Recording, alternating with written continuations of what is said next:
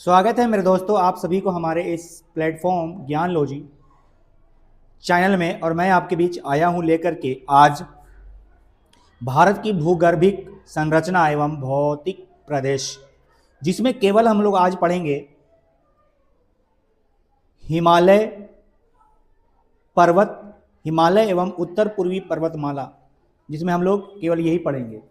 तो चलिए हम लोग समझ लेते हैं और यहाँ पर देखते हैं, ठीक है। हिमालय एवं उत्तर पूर्वी पर्वतमाला को, ये आपको संदर्भित स्रोत, ये आपको कहाँ कहाँ पे मिलेंगे भाई? तो ये आपको मिलेंगे अध्याय क्लास 8 में, अध्याय 12 भूमि, ठीक है। क्लास 9 में आपको देखने को मिलेंगे अध्याय 2 भारत की भौतिक स्वरूप।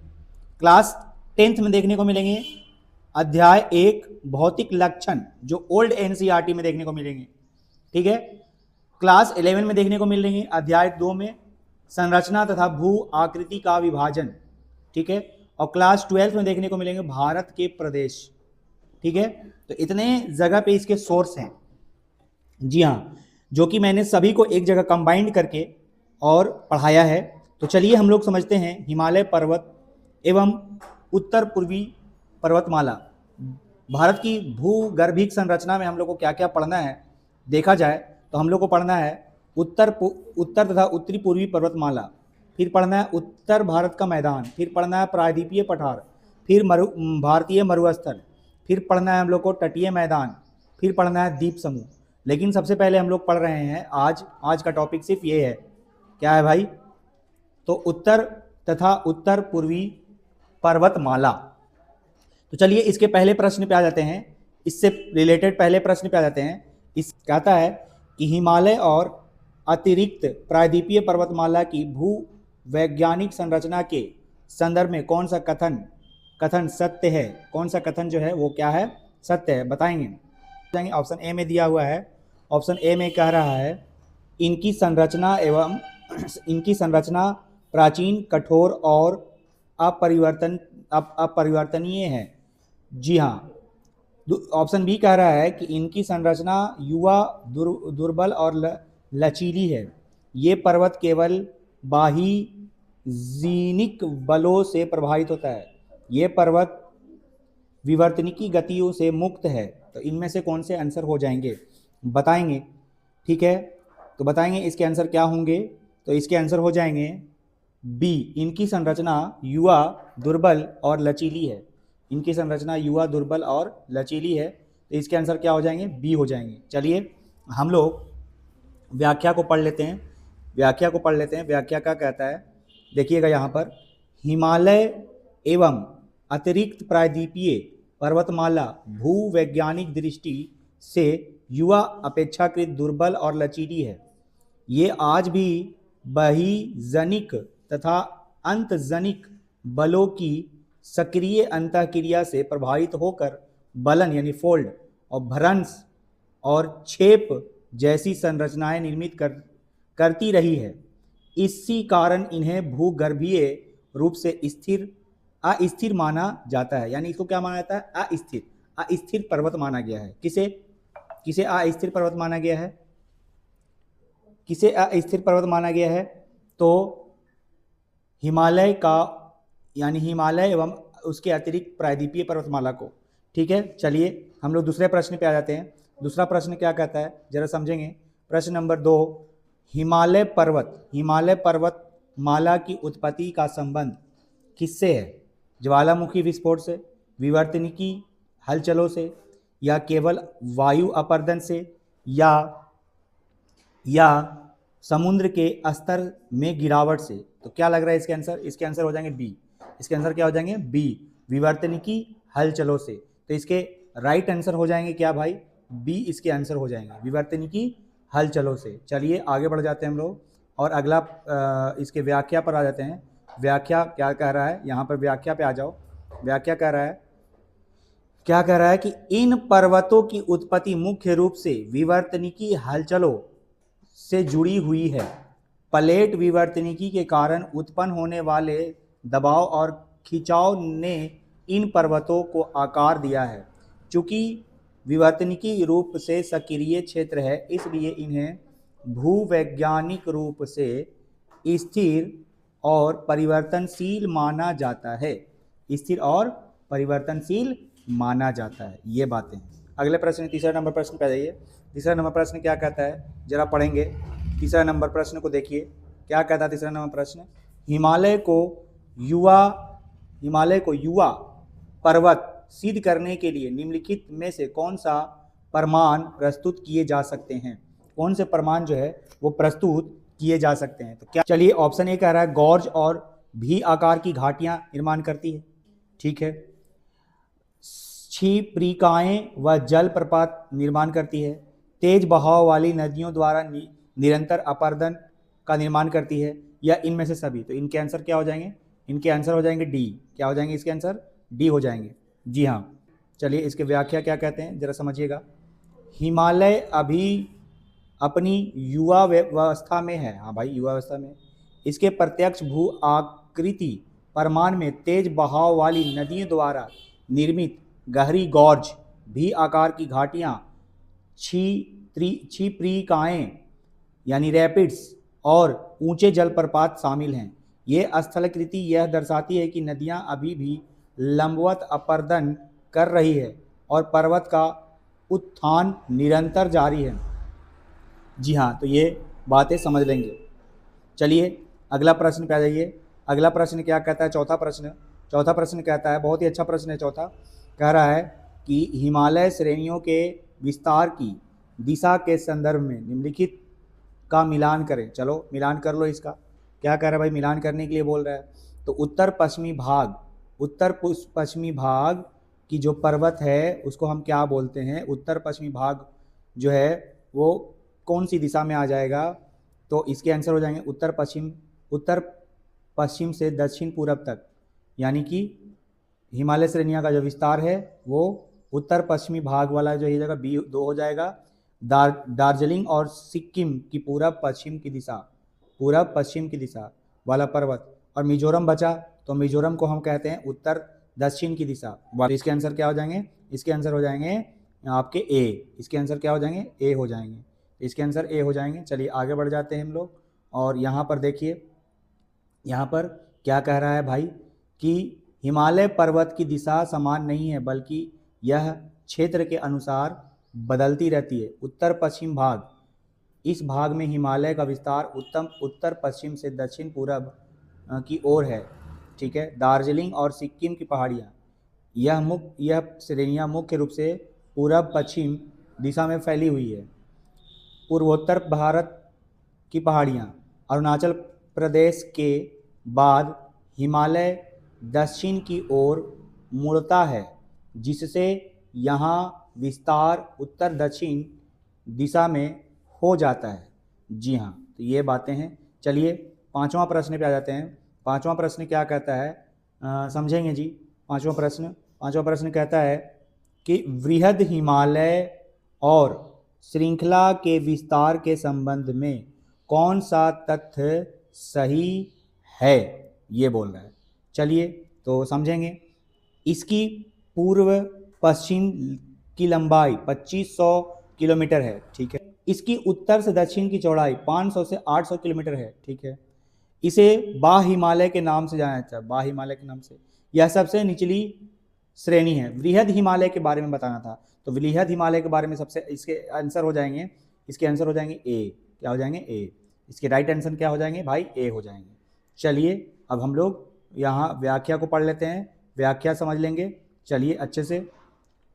कह रहा है कि वृहद हिमालय श्रृंखला, जिसे केंद्रीय अक्षीय श्रेणी भी कहा जाता है, हिमालय की सबसे महत्वपूर्ण कड़ी है। इसकी पूरब से पश्चिम तक की कुल लंबाई 2500 किलोमीटर है। उत्तर दक्षिण दिशा में इसकी चौड़ाई भिन्न भिन्न स्थानों पर 160 से 400 किलोमीटर के बीच पाई जाती है। यह हिमालय की सबसे ऊंची श्रेणी है, ना कि सबसे निचली, मतलब सबसे ऊंची श्रेणी है, ये कह रहा है ऑप्शन के हिसाब से, ठीक है। चलिए आगे बढ़ जाते हैं। यहाँ पर हम लोग अगला छठा प्रश्न पे आ जाते हैं। छठा प्रश्न क्या कहता है जी, देखिएगा यहाँ पर कि ट्रांस या तिब्बत हिमालय के संदर्भ में निम्नलिखित कथनों पर विचार करें। चलो कर लेते हैं भाई इसका विचार, ठीक है। चलिए क्या कह रहा है भाई कि इसका अधिकांश भाग तिब्बत में स्थित है, ठीक है। इसमें काराकोरम, लद्दाख, जास्कर और कैलाश पर्वत श्रेणियां हैं ट्रांस हिमालय में। काराकोरम है, लद्दाख है, जास्कर है, कैलाश पर्वत की श्रेणियां हैं। तो क्या लग रहे हैं, दोनों ऑप्शन सही लग रहे हैं क्या? तो जी हाँ, दोनों ऑप्शन सही होंगे। तो इसके आंसर हो जाएंगे सी। क्या हो जाएंगे आंसर? सी हो जाएंगे इसके आंसर। जी हाँ, तो इसके आंसर क्या हो जाएंगे? सी। जी, समझेंगे आगे और व्याख्या को समझेंगे। चलो व्याख्या को समझ लेते हैं, बहुत ही अच्छा। यहाँ पे व्याख्या है, समझेंगे इसको। ट्रांस हिमालय के बारे में। ट्रांस हिमालय अधिकांश भाग तिब्बत के पठारी क्षेत्र में होने के कारण इसे तिब्बत हिमालय भी कहा जाता है। विस्तार, लंबाई, इसकी लंबाई की बात करें तो इसका विस्तार है 1000 किलोमीटर। चौड़ाई की बात करें, इसकी चौड़ाई है 40 किलोमीटर। प्रमुख श्रेणियां इसके कौन भाई? ट्रांस हिमालय की, काराकोरम, लद्दाख, जास्कर, कैलाश।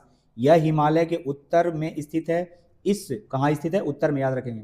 इस हिमालयी खंड में भारत का महत्वपूर्ण श्रेणियां काराकोरम, लद्दाख, जास्कर और कैलाश पर्वतमालाएं स्थित है, याद रखेंगे इस बातों को। चलिए हम लोग आ जाते हैं 7वां प्रश्न पे।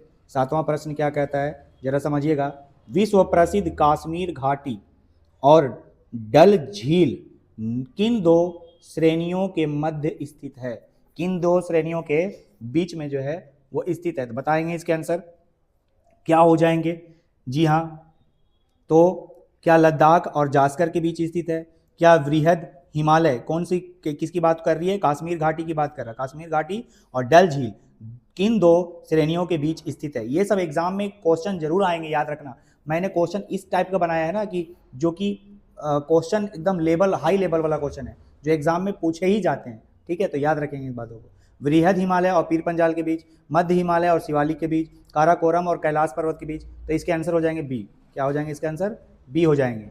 क्या वृहद हिमालय और पीर पंजाल के बीच जो है वो काश्मीर घाटी है और डल झील है, याद रखेंगे। ये बहुत इंपॉर्टेंट क्वेश्चन है, ठीक है। चलिए अब इसके हम लोग व्याख्या को समझ लेते हैं। ये तो पूरा का पूरा एनसीईआरटी से बनाए गए हैं, कहीं दूसरे जगह से नहीं बनाए गए हैं, याद रखेंगे इस बातों को। वृहद हिमालय और पीर पंजाल श्रेणी के बीच एक विशाल घाटी स्थित है जिसे काश्मीर घाटी के नाम से जाना जाता है। इसी घाटी में डल झील स्थित है। यह क्षेत्र अपनी प्राकृतिक सुंदरता और हिमानी झीलों के लिए विश्व भर में प्रसिद्ध है।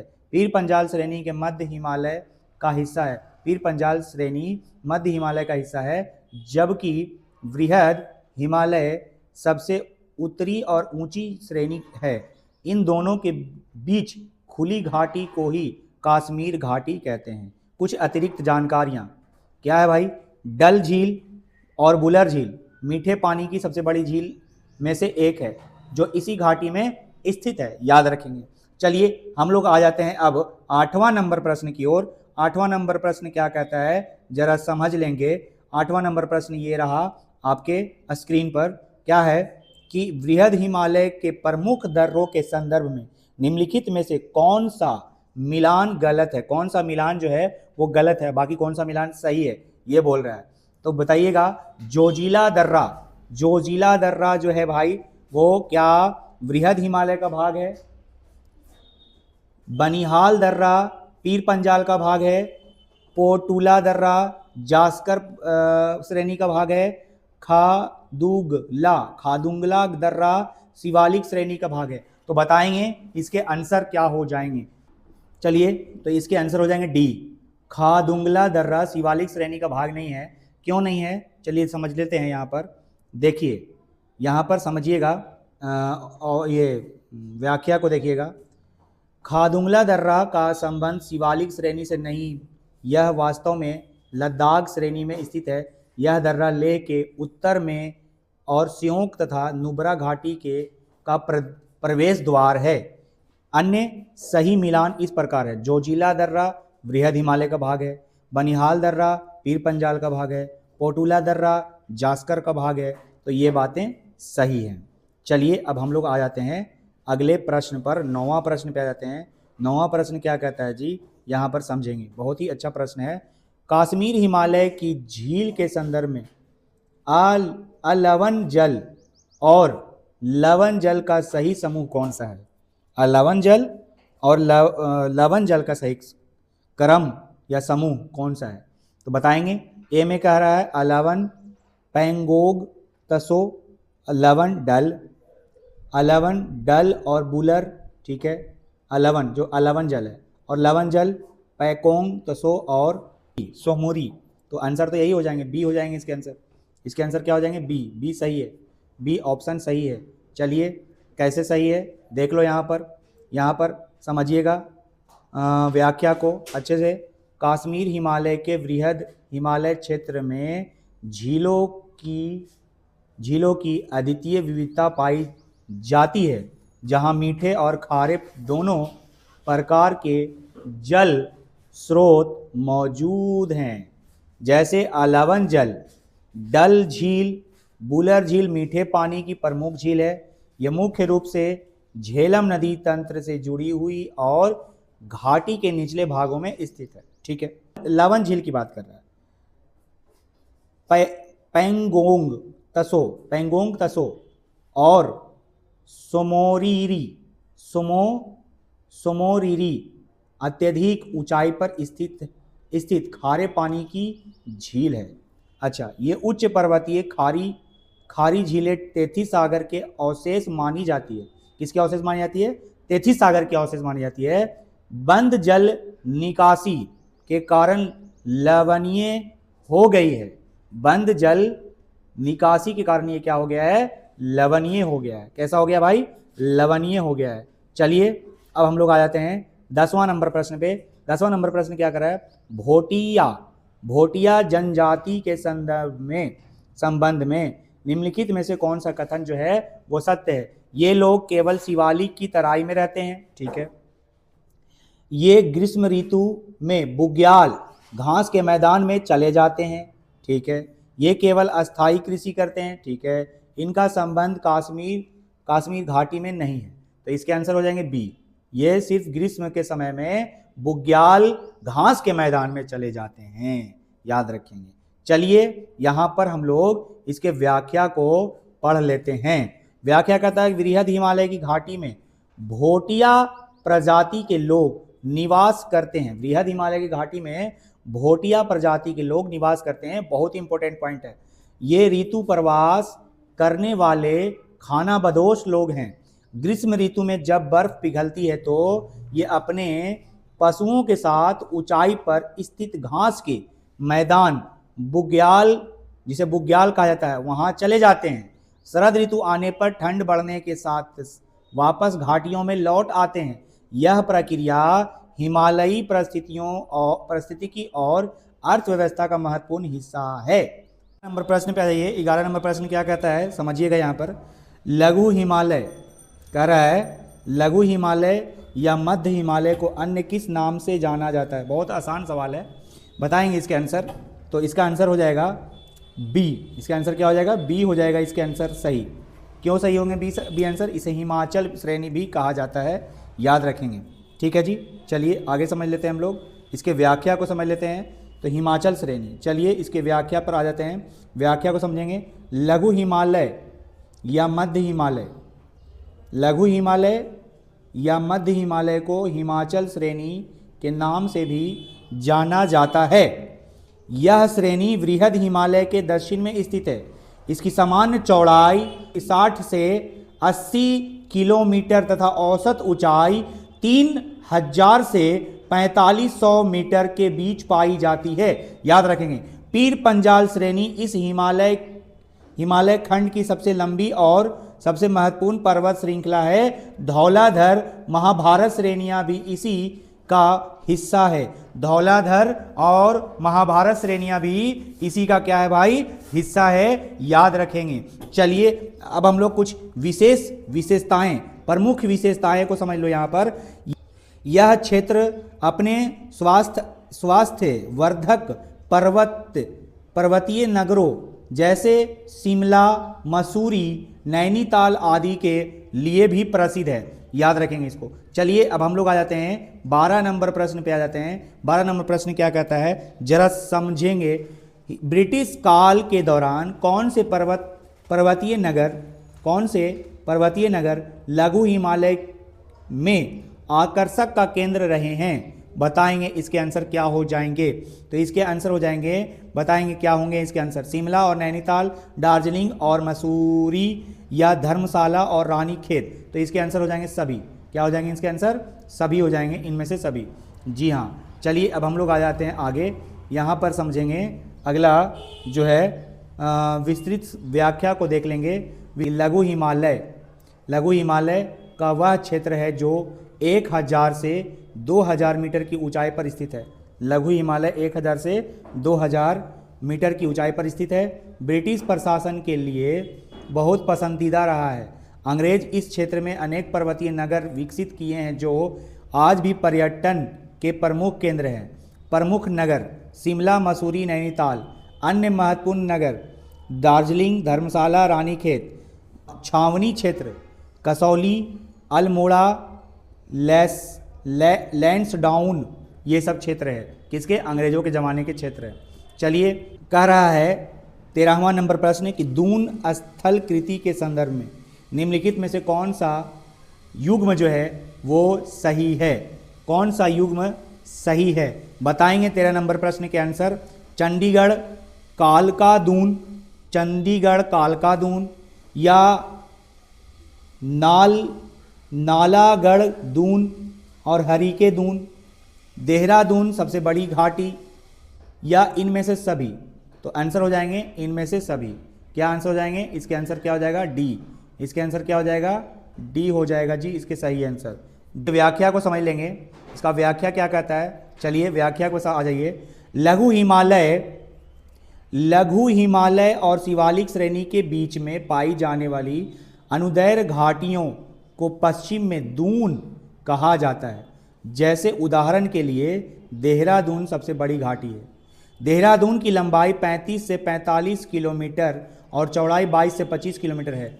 अन्य उदाहरण चंडीगढ़, कालका दून, नालागढ़ दून, हरीके दून, कोटा दून, ये सब भी महत्वपूर्ण है, याद रखेंगे। ठीक है, चलिए अगला प्रश्न पे आ जाइए। 14वां प्रश्न पे आ जाइए। 14 नंबर प्रश्न क्या कहता है जरा समझ लेंगे। हिमालय के प्रादेशिक विभाजन के आधार पर पंजाब हिमालय किन नदियों के बीच स्थित है? बोल रहा है कि हिमालय के प्रादेशिक विभाजन के आधार पर पंजाब हिमालय जो है वो किन नदियों के बीच स्थित है? पंजाब हिमालय सतलज और काली नदी के बीच, या सिंधु और सतलज नदी के बीच, या काली और तीस्ता नदी के बीच, या तीस्ता ब्रह्मपुत्र नदी के बीच। तो इसके आंसर हो जाएंगे सिंधु और काली नदी के बीच पंजाब हिमालय स्थित है। सिंधु और काली नदी के बीच कौन हिमालय स्थित है? पंजाब हिमालय। तो इसके बी आंसर सही हो जाएंगे। चलिए अब हम लोग यहाँ पर व्याख्या को पढ़ लेते हैं। व्याख्या क्या कहता है जरा समझिएगा। सिडनी बुर्राड, कौन भाई? सिडनी बुर्राड द्वारा किए गए प्रादेशिक विभाजन के अनुसार सिंधु नदी और सतलज नदी के बीच इसको सिडनी बुर्राड ने इस प्रादेशिक हिमालय को बांटा था। किसने? सिडनी बुर्राड ने। सिंधु नदी और सतलज नदी के बीच स्थित 500 किलोमीटर लंबे हिमालयी भाग को पंजाब हिमालय कहा जाता है, याद रखेंगे। इसका विस्तार जम्मू कश्मीर हिमाचल प्रदेश में है। इसका विस्तार कहाँ है? जम्मू कश्मीर और हिमाचल प्रदेश में इसका विस्तार है। कितना विस्तार है भाई इसका? तो 560 किलोमीटर इसकी लंबाई है। प्रमुख श्रेणियां इसमें कौन कौन आता है? काराकोरम, लद्दाख, पीर पंजाल, जास्कर, धौलाधार, याद रखेंगे। नंगा पर्वत इस क्षेत्र की सबसे ऊंची चोटी है, महत्वपूर्ण बिंदु है, याद। चलिए 15 नंबर प्रश्न पे जाइए। 15 नंबर प्रश्न क्या कहता है कि कुमाऊं हिमालय, कह रहा है 15 नंबर प्रश्न कि कुमाऊं हिमालय का विस्तार किन दो नदियों के बीच पाया जाता है? किन दो नदियों के बीच पाया जाता है? किसका भाई? किसका विस्तार की बात कर रहा है? कुमाऊं हिमालय का विस्तार किन दो नदियों के बीच पाया जाता है? तो इसके आंसर बताएंगे। क्या हो जाएगा इसका आंसर? तो इसका आंसर हो जाएगा सिंधु सतलज, या सतलज काली नदी, या काली तीस्ता नदी। बताएंगे तो इसका आंसर हो जाएगा सतलज काली, सतलज काली। जी हाँ, याद रखेंगे, बी आंसर इसके राइट है। चलिए अब हम लोग आ जाते हैं विस्तृत व्याख्या पर। क्या व्याख्या कहता है जी? व्याख्या कहता है कि कुमायूं हिमालय का विस्तार सतलज नदी और काली नदी के बीच स्थित है। यह लगभग 320 किलोमीटर लंबा है, जो पंजाब हिमालय की तुलना में कम लंबा है। इसका अधिकांश भाग उत्तराखंड राज्य में आता है। इसकी सर्वोच्च शिखर नंदा देवी 7,817 मीटर ऊंची है। इस क्षेत्र की सबसे ऊंची चोटी है। बद्रीनाथ, केदारनाथ, त्रिशूल आदि चोटियां भी यही हैं, याद रखेंगे। चलिए आगे आ जाते हैं हम लोग, अगला प्रश्न पे आ जाते हैं। नंबर 16 प्रश्न पे आ जाइए। 16 नंबर प्रश्न क्या कहता है? बहुत ही इंपॉर्टेंट प्रश्न है। नेपाल हिमालय का मुख्य विशेषता क्या है? तो चलिए नेपाल हिमालय की मुख्य विशेषता समझ लेते हैं। यह काली नदी और तीस्ता नदी के बीच 800 किलोमीटर में फैला हुआ है। अच्छा ठीक है। विश्व की सबसे ऊंची चोटी माउंट एवरेस्ट इसी पर स्थित है। ठीक है। यह हिमालय का सबसे लंबा प्रादेशिक भाग है। ठीक है। या इनमें से सभी? तो इसके आंसर तो आपको क्या लग रहे हैं? इनमें से सभी, तो इसके आंसर डी हो जाएंगे। क्या हो जाएंगे इसके आंसर? डी हो जाएंगे। चलिए व्याख्या पर ध्यान दो, व्याख्या पर ध्यान दो। नेपाल हिमालय का विस्तार काली नदी और तीस्ता नदी के बीच, जिसकी कुल लंबाई 800 किलोमीटर है, यह हिमालय का सबसे लंबा प्रादेशिक भाग है। इसका अधिकांश भाग नेपाल देश में पड़ता है। यह खंड अपनी गगनचुंबी चोटियों के लिए प्रसिद्ध है। इस क्षेत्र में दुनिया की सबसे ऊंची चोटी माउंट एवरेस्ट जो 8,848 मीटर इसकी ऊंची है। कंचनजंगा जैसी विशाल पर्वत चोटी इसी श्रेणी में आता है। काठमांडू घाटी इसी श्रेणी में स्थित है। यह क्षेत्र सिक्किम हिमालय की तुलना में अधिक ऊंचा है। माउंट एवरेस्ट नेपाल में इसे सागरमाथा और तिब्बत में इसे चोमोलुंगमा कहा जाता है। याद रखना है ईवी पॉइंट को, सारे पॉइंट को याद रखिएगा आप लोग। चलिए 17वां नंबर प्रश्न पे आ जाइए। 17 नंबर प्रश्न क्या कह रहा है कि असम हिमालय का विस्तार के बारे में सत्य कथन की पहचान करें। तो असम हिमालय के बारे में बताइए, सत्य कथन की पहचान करें। यह तीस्ता नदी से ब्रह्मपुत्र नदी तक फैला हुआ है। ठीक है। इसकी कुल लंबाई 750 किलोमीटर है। यह सिक्किम, असम और अरुणाचल प्रदेश में विस्तृत है। या इनमें से सभी? तो क्या लग रहे हैं इसके आंसर? क्या हो जाएंगे 17 का? तो 17 का भी आंसर हो जाएगा डी, इनमें से सभी। 17 का भी आंसर क्या हो जाएगा? तो डी हो जाएगा भाई, इनमें से सभी। चलो देख लो, तीस्ता नदी से लेकर ब्रह्मपुत्र नदी तक विस्तृत 750 किलोमीटर लंबे हिमालयी भाग को असम हिमालय के नाम से जाना जाता है। यह नेपाल हिमालय की तुलना में कम ऊंचा है और इसका विस्तार भारत के सिक्किम, असम, अरुणाचल प्रदेश राज्य में पाया जाता है। कुछ इंपॉर्टेंट पॉइंट है। नामचा बरवा जैसी महत्वपूर्ण चोटियां इसी के पूर्वी भाग में स्थित है। याद रखना है इसको भी। चलिए हम लोग आ जाते हैं 18 नंबर प्रश्न पे। 18 नंबर प्रश्न क्या कहता है कि उच्चवाच और पर्वत श्रेणियों के संरेखन के आधार पर हिमालय को कितने उपखंडों में विभाजित किया गया है? तो कितने उपखंडों में विभाजित किया गया है भाई? बताएंगे इसके आंसर कि कितने भागों में इसे बांट दिया गया है। 3 भागों में, 5 भागों में, या 7 भागों में, या 9 भागों में? तो इसके आंसर हो जाएंगे B. B is right answer. इसके आंसर क्या हो जाएंगे? बी, यानी कि 5 भागों में बांट दिया गया है। देखो 5 भागों में भू आकृति के आधार पर और श्रेणी के संरेखन के आधार पर हिमालय को 5 उपखंडों में बांट दिया गया है। कश्मीर या उत्तरी पश्चिमी हिमालय, हिमाचल या उत्तराखंड हिमालय, दार्जिलिंग या सिक्किम हिमालय, अरुणाचल हिमालय या पूर्वांचल की पहाड़ियां। तो ये 5 भागों में इसे बांट दी गई है। ठीक है। किसके द्वारा बांटा गया था? सिडनी बुर्राड के द्वारा बांटा गया था। अब हम लोग आ जाते हैं 19वां नंबर प्रश्न पे। 19वां नंबर प्रश्न कहता है कि कश्मीर हिमालय के संदर्भ में ठंडा मरुस्थल कहाँ स्थित है? कश्मीर हिमालय के संदर्भ में ठंडा मरुस्थल कहाँ स्थित है? बताएंगे इसके आंसर क्या हो जाएंगे। जी हाँ, तो क्या लग रहे हैं इसके ऑप्शन के हिसाब से? पीर पंजाल और शिवालिक के बीच, हिमालय और काराकोरम के बीच, जास्कर और हिमालय के बीच, या कश्मीर घाटी और के दक्षिण में। कहाँ स्थित है, इसके आंसर क्या होंगे बताएंगे।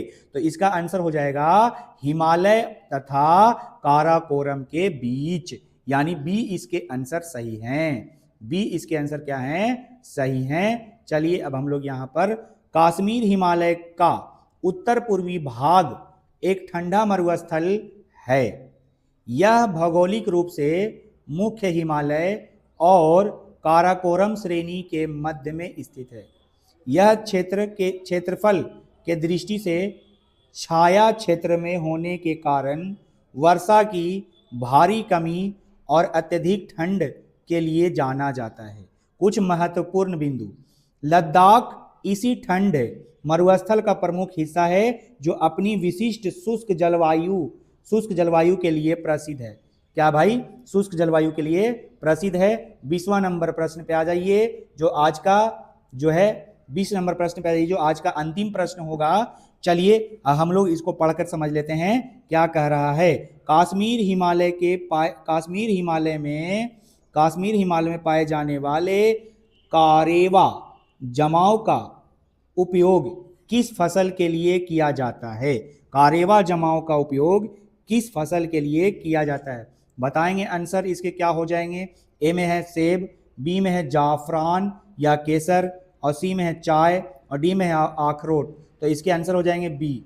क्या हो जाएंगे इसके आंसर, बी सही आंसर हो जाएगा इसका। ठीक है, व्याख्या क्या कह रहा है, इसके व्याख्या पे आ जाइए। व्याख्या में क्या कह रहा है भाई, कश्मीर हिमालय अपनी विशिष्ट करेवा मिट्टी के जमाव के लिए प्रसिद्ध है। करेवा हिमानी चिकनी मिट्टी और दूसरे पदार्थों का हिमोड़ के साथ एक मोटा जमाव है। यहाँ मुख्य रूप से जाफरान, केसर एक स्थानीय किस्म की खेती की जाती है जो आर्थिक रूप से अत्यंत महत्वपूर्ण है। कुछ महत्वपूर्ण बातें क्या कह रहा है, जाफरान दुनिया के सबसे महंगे मसालों में एक है और भारत में केवल इसी क्षेत्र में इसकी खेती संभव है। कहाँ, तो कश्मीर में। ठीक है, याद रखेंगे। तो आपको हमारी वीडियो कैसी लगी जरूर बताएंगे कि आपको हमारी वीडियो कैसी लगी, और आपको यहाँ तक जब अगर आप आए हैं तो हमारी वीडियो को लाइक और हमारे चैनल को सब्सक्राइब ज़रूर करेंगे, ताकि मैं ऐसे आपके लिए वीडियो लेकर आता रहूं और इतना अच्छा एनसीईआरटी का निचोड़ आपको देता रहूं। तो ये है एनसीईआरटी का निचोड़। तो मैं जो सेशन चला रहा हूं एनसीईआरटी का निचोड़, आपको एनसीईआरटी का निचोड़ कैसा लग रहा है। अगर आपको यह वीडियो पसंद आ रही है तो हमें भी सपोर्ट करें और हमारे चैनल को शिखर पर ले जाने की कोशिश करें। ठीक है, तो आपसे मिलेंगे फिर नए वीडियो और नए अध्याय के साथ।